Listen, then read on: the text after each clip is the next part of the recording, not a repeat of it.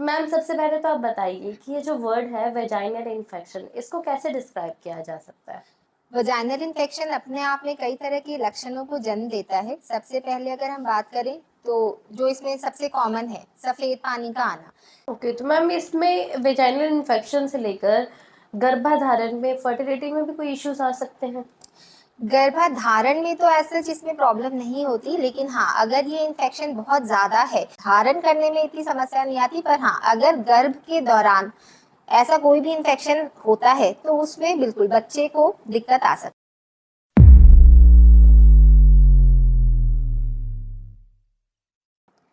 नमस्कार दोस्तों, तेरा चैनल के वेलनेस एंड केयर प्रोग्राम में आप सबका स्वागत है। देखो विश्वास के साथ। जैसा कि महिलाओं में काफ़ी तरह की समस्याएं देखी जाती हैं, उन्हीं समस्याओं में से एक समस्या है वेजाइनल इन्फेक्शन, जिसको लेकर आज हम चर्चा करने वाले हैं गायनोकोलॉजिस्ट मिसेस अनुभा प्रसाद जी से। नमस्कार मैम, आपका बहुत बहुत स्वागत है हमारे है। चैनल पर। Thank you so much. Ma'am सबसे पहले तो आप बताइए कि ये जो वर्ड है वेजाइनल इन्फेक्शन इसको कैसे डिस्क्राइब किया जा सकता है? वजाइनल इन्फेक्शन अपने आप में कई तरह के लक्षणों को जन्म देता है। सबसे पहले अगर हम बात करें तो जो इसमें सबसे कॉमन है सफेद पानी का आना। सफेद पानी कुछ हद तक तो नॉर्मल है ना, थोड़ा मोड़ा अमाउंट तो अपने को रिक्वायर्ड ही है डेली लाइफ में, पर सबसे पहला उसका अमाउंट ज्यादा होना, इतना ज्यादा कि हमेशा ही गीलापन महसूस हम्म। होना। दूसरा, नीचे के हिस्सों में इचिंग होना, है ना, खारिश की शिकायत रहना, सफेद पानी में बदबू आना, ठीक है, और नीचे के हिस्सों में वही जलन रहना। तो ये सारे लक्षण की अगर बात करें तो ये अपने आप में वेजाइनल इन्फेक्शन को दर्शाता है। ओके, तो मैम इसमें वेजाइनल इन्फेक्शन से लेकर गर्भाधारण में, फर्टिलिटी में भी कोई इश्यूज आ सकते हैं? गर्भाधारण में तो ऐसा जिसमें प्रॉब्लम नहीं होती, लेकिन हाँ अगर ये इन्फेक्शन बहुत ज्यादा है, इन्फेक्शन कई तरह के होते हैं। अगर हम डिफरेंट टाइप्स ऑफ इन्फेक्शन की बात करें तो सबसे पहला आता है जो मोस्ट कॉमन है फंगल इन्फेक्शन, हम्म। कैंडिडियासिस जिसे कहते हैं। बाकी जो इन्फेक्शन है कई तरह के बैक्टीरियल इन्फेक्शन है, जैसे गोनोरिया, क्लेमाइडिया, है ना, ट्राइकोमोनियासिस, बैक्टीरियल वेजाइनोसिस। तो इन सारे इन्फेक्शन सब अपने, हर्पीस अगर वायरल इन्फेक्शन की बात करें तो हर्पीस सिम्प्लेक्स करके एक इन्फेक्शन होता है। इन सारे अगर किसी भी तरह का किसी भी एक लेडी को इन्फेक्शन है तो उसमें गर्भ धारण करने में इतनी समस्या नहीं आती, पर हाँ अगर गर्भ के दौरान ऐसा कोई भी इन्फेक्शन होता है तो उसमें बिल्कुल बच्चे को दिक्कत आ सकती है। बच्चे को जो दिक्कत आती है, सबसे पहले अगर हम प्रेगनेंसी की बात करें तो उसमें प्री टर्म लेबर होने के चांसेस, मतलब समय से पहले डिलीवरी होना, समय से पहले पानी छूट जाना, ये सारी दिक्कतें हो सकती हैं। इन्फेक्शन अगर इतना बढ़ जाए कि वो बच्चेदानी में पहुंच जाए हम्म। तो एंडोमेट्राइटिस करके एक बीमारी है, बिल्कुल वो हो सकता है। रही बात बच्चे की, जो अंदर गर्भ में बच्चा है उसको अगर हम देखें तो उसमें भी कई तरह के कंजेनाइटल एनोमलीज होने के चांसेस रहते हैं, मतलब बच्चा विकसित नहीं हो पाता ओके। अच्छे से। बच्चे को जो इन्फेक्शन हो सकता है उसमें कुछ तरह की बनावटी खराबी हो सकती है, उसकी देखने आई साइट हम्म। कमजोर हो सकती है, बोन्स अच्छे से बन नहीं पाती, या दिमाग की बीमारी मेनिंजाइटिस जिसे कहते हैं। तो इस तरह के कई इन्फेक्शन बच्चे को भी हो सकते हैं। मैम जैसे आपने अभी बताया कि ये डिजीज हो जाती है, लेकिन ये इन्फेक्शन होने का मेन कारण क्या रहता है? ऐसी क्या प्रॉब्लम रहती है या जो अवेयरनेस लोगों में नहीं है वो नहीं कर पाते और उसकी वजह से उन्हें ये इशू देखने को मिलते हैं? जो सबसे मेन कॉज है वाइट डिस्चार्ज या हम वजाइनल इन्फेक्शन की बात करें तो अनहाइजीन, है ना।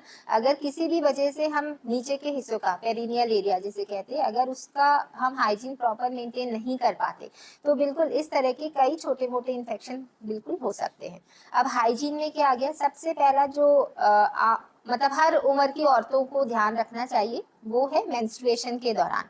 मेंस्ट्रुएशन के दौरान क्या है, सबसे पहला एक तो वो पैड, मतलब दिक्कत बेसिकली क्यों होती है मेंस्ट्रुएशन में, जो भी ब्लीडिंग होती है वो अपने आप में कहीं ना कहीं इन्फेक्शन बिल्कुल लेकर आती लेकर ही आती है, ठीक है। और उस दौरान प्लस नीचे के हिस्सों में स्वेटिंग होना, है हम्म। ना, पानी का कम होना, शरीर में हम्म। पानी की कमी की वजह से भी कई तरह के ऑर्गेनिज्म, हम्म। बैक्टीरिया, वायरस वो ग्रो करते हैं, मल्टीप्लाई करते हैं अपने आप में।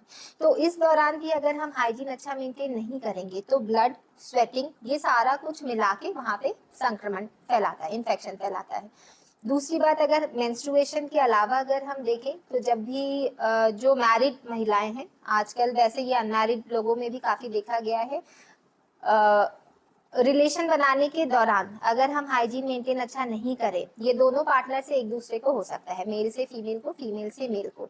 दूसरा अगर हम देखें तो मल्टीपल सेक्सुअल पार्टनर्स आजकल काफी प्रचलन है, इसकी वजह से भी है ना, ये इन्फेक्शन काफी कॉमन हो चुका है।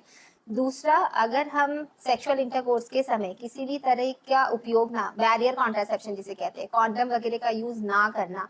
कॉन्डम का यूज सिर्फ इसलिए नहीं करना चाहिए कि प्रेगनेंसी रोक सके, वो इन्फेक्शन के लिए भी बहुत जरूरी है। ठीक है, जो मेरे हिसाब से मोर देन 50% लोग को शायद ये पता भी नहीं है, और अगर पता है भी तो अवेयरनेस नहीं है कि हम इसका इस्तेमाल करें। चाहे वो शर्म हो गई है ना, या मे बी उनको नॉलेज नहीं है, लोगों के पास जा नहीं सकते, खरीदने में शर्म आती है, तो कई सारी वजह है। ठीक है, तो ये तो एक वजह ये हो गई कि सेक्सुअल इंटरकोर्स के दौरान या उसके बाद हम हाइजीन अच्छा मेंटेन नहीं कर पाए। दूसरा, शरीर में पानी की कमी। पानी की कमी की वजह से भी कई इन्फेक्शन, यूरिन इन्फेक्शन बहुत कॉमन है, जिसकी वजह से नीचे के हिस्सों में बिल्कुल इस वजाइनल इन्फेक्शन हो सकता है। मैम जैसे अपने देखते हैं कि अभी भी काफ़ी एरियाज में ऐसा होता है कि वहाँ लोग पैड यूज़ नहीं करते हैं, सैनिटरी नैपकिन्स यूज़ नहीं करते हैं, वो वहाँ पे अभी भी कपड़ा यूज़ कर रहे हैं। हाँ, तो वो भी एक कारण है। बिल्कुल। ये चीज अपने आप में, मतलब लड़कियों में मैं कहूंगी जो कि ठीक है सेक्स में इन्वॉल्व नहीं है या जिनकी शादी नहीं हुई है, उन लोगों में बिल्कुल ये एक बहुत अहम वजह है इस तरह का वजाइनल इन्फेक्शन होने का। ठीक है, गांव में क्या, आजकल शहरों में भी कई लोग ऐसे होते हैं जो पैड्स खरीदने में संकोच करते हैं। ठीक है, तो वो घर का बना कपड़ा यूज कर ले। ठीक है, उसकी वजह से बिल्कुल इन्फेक्शन पॉसिबल है। क्यों? क्योंकि एक तो वो साफ रहता नहीं है, पहली बात, आप कितना भी धो लो वो इन्फेक्टेड रहता है, प्लस जो ब्लड आता है वो उसमें और इन्फेक्शन कॉज करना ही है। दूसरा, मतलब कुछ लोग की प्रैक्टिस ये भी है कि 24-24 घंटे या 12-12 घंटे के अंतर में वो पैड चेंज करते हैं, तो ये प्रैक्टिस भी अपने आप में बहुत गलत है। मोस्टली चाहे ब्लीडिंग कितनी भी हो, पैड सोक हो ना हो, सबसे पहले तो कपड़ा यूज करना नहीं चाहिए। ठीक है, जो भी मार्केट में अवेलेबल पैड है, सस्ते महंगे या कंपनी से इतना फर्क नहीं पड़ता है, हमें सैनिटरी पैड्स यूज करना ही है, क्लीन होना चाहिए, स्टेराइल होना चाहिए। ठीक है, वो आप चाहे कहीं से भी लो, आजकल शायद आंगनबाड़ी में भी है ये सुविधा, गवर्नमेंट फ्री में सप्लाई कर रही है, स्कूल में बच्चियों को मिल रहा है। ठीक है, तो बिल्कुल सबसे पहला तो ये है कि पैड तो हमें यूज करना ही करना है।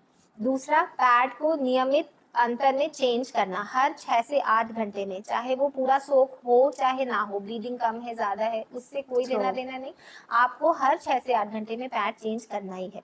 रही बात क्यों करना है, क्यों? क्योंकि लंबे टाइम तक अगर वो जो भी इन्फेक्टेड ब्लड होता है वो आपके शरीर के कांटेक्ट में रहता है तो वो आपको इन्फेक्शन बिल्कुल दे सकता है। प्लस आजकल के जो पैड्स हैं ज्यादा सोक करने के लिए उसमें कुछ केमिकल्स का यूज होता है। ठीक है, कई बार हमने एड में ही देखा है कि कुछ सेंटेड पैड्स आ रहे हैं कि भाई वो मेंस्ट्रुअल ब्लड का जो स्मेल है वो नहीं आएगा। तो इन सारे केमिकल्स, वो जो ब्लड है वो सारा कुछ एक साथ मिलके इन्फेक्शन बिल्कुल कॉज करता है, तो इसीलिए हमें हर 6 से 8 घंटे में कोशिश करें कि पैड चेंज करना है। तीसरी बात, मेंस्ट्रुएशन के दौरान नीचे के हिस्सों को या तो आप कोई वी वॉश का यूज कर रहे हो तो वो यूज करें, नहीं तो प्लेन पानी से धोना ही है नीचे के से जब भी आप वॉशरूम जाए।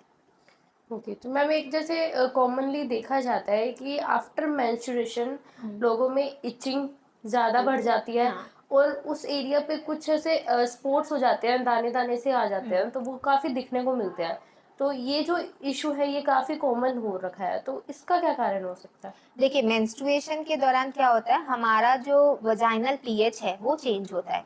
वजाइनल पीएच यूजुअली जो होता है, हमारा वजाइनल पीएच एसिडिक होता है, ब्लीडिंग से वो पीएच बदल के अल्कलाइन हो जाता है, जिसकी वजह से कई सारे ऑर्गेनिज्म को ग्रो करने की क्षमता मिल जाती है वहाँ पे।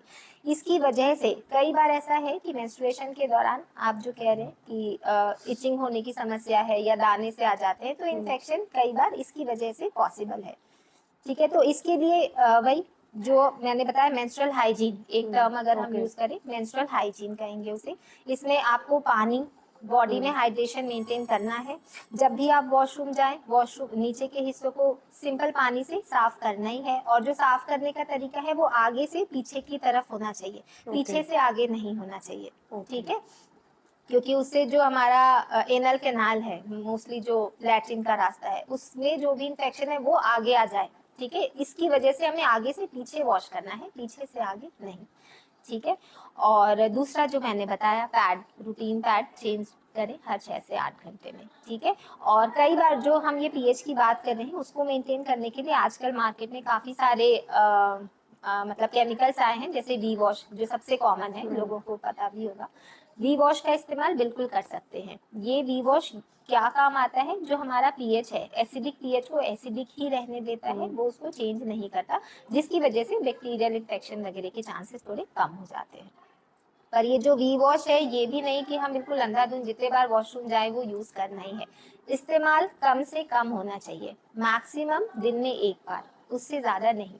क्योंकि ये चीजें करने से, क्योंकि वो तो ऑल्टर कर रहा है तो वो केमिकल ही, ठीक है, जो नॉर्मल फ्लोरा होता है बेसिकली ये उसको चेंज कर देता है, ठीक है। तो अननेसेसरी यूज करेंगे उसमें भी इन्फेक्शन होने के चांसेस है, नहीं यूज करोगे तो वो पॉसिबल है। ये जो आपने अभी वीवोश बताया, इसको हमें सिर्फ मेंस्ट्रुएशन टाइम पे ही यूज करना चाहिए या हम इसे डेली रूटीन में भी यूज कर सकते हैं? कुछ लोग बिल्कुल हाइजीन मेंटेन करने के लिए, अगर कुछ लोग इसका रोजाना भी इस्तेमाल करना चाहें तो बिल्कुल कर सकते हैं, पर वही इसका यूज थोड़ा लिमिटेड क्वांटिटी में करना होता है, ठीक है। 1 to 2 1 to 2 मैक्स 2, उससे ज्यादा नहीं। ओके। तो मैम ये जो वेजाइनल इन्फेक्शन है इससे बचने के लिए जो नेचुरल रेमेडीज अपने कहते हैं कि नेचुरल रेमेडीज या नेचुरल तरीके क्या हो सकते हैं जिससे कि इससे बचा जा सके? जो नेचुरल तरीका है, सबसे पहले तो मैं वही कहूंगी कि एक तो बॉडी में पानी की कमी नहीं होनी चाहिए। दिन में जो एक अडल्ट की रिक्वायरमेंट है, कम से कम 8 से 10 ग्लास, है ना, एटलीस्ट 2 to 3 लीटर्स पानी पूरे दिन भर में रिक्वायर्ड है ही। दूसरी बात, जो वॉशरूम वगैरह है वो क्लीन होना चाहिए, ठीक है। ये चीज भी है, फीमेल्स में इन्फेक्शन के चांसेस बहुत ज्यादा होते हैं एज कम्पेयर टू मेल। एक सेम वॉशरूम एक फीमेल यूज कर रही है और उसका मेल पार्टनर यूज कर रहा है, तो जितना मेल पार्टनर को इन्फेक्शन होगा, फीमेल्स को इन्फेक्ट होने के चांसेस बहुत ज्यादा रहते हैं। तो आपका जो वॉशरूम आप यूज कर रहे हो वो भी क्लीन होना चाहिए, ठीक है। और बाकी अगर बात कहें तो जो अंडर गार्मेंट्स हैं, बेसिकली आजकल कई सारे मटेरियल्स हैं सिंथेटिक सारे, पर जो यूज होना चाहिए रूटीन में कॉटन की यूज होने चाहिए, प्लस बहुत ज्यादा टाइट नहीं होना चाहिए, उसमें एरेशन पॉसिबल हो इतना होना चाहिए लूज, ठीक है। और जो है अंडर गार्मेंट्स को आप जो वॉश कर रहे हैं वो वॉश करने का तरीका अच्छा होना चाहिए, उसमें किसी तरह का सोप या डिटर्जेंट नहीं छूटना चाहिए, वरना उसकी वजह से भी बिल्कुल इन्फेक्शन पॉसिबल है। आजकल एक काफी ट्रेंड है मेंस्ट्रुएशन कप और पीरियड पैंटीज, बिल्कुल, हाँ। क्या उससे यूज करने से भी हमें इन्फेक्शन हो सकता है?